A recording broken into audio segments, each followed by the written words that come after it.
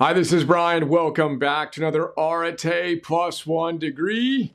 One of my favorite ideas from my new book, Areté, Activate Your Heroic Potential. 451 of my all-time favorite ideas. Here's one, vulnerability hangovers. Ever had one?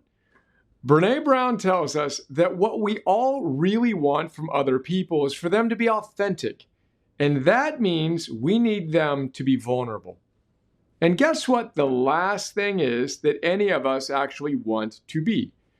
Yep, you guessed it, vulnerable, which presents a little issue in our quest to create authentic relationships.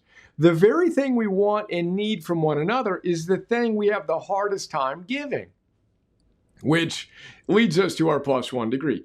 Have you ever really put yourself out there and boldly expressed the best version of yourself and then woke up the next day wondering what in the world you were thinking?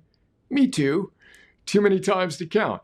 Brené calls that a vulnerability hangover. And she tells us about one of her biggest hangovers. With beautiful irony, she tells us about the day she gave a little TEDx talk on her research on shame and vulnerability. She really put herself out there, sharing her own challenges and struggles. She felt pretty good as she was giving the talk, but woke up the next day freaked out that she'd told the audience about her nervous breakdown and other personal details of her life.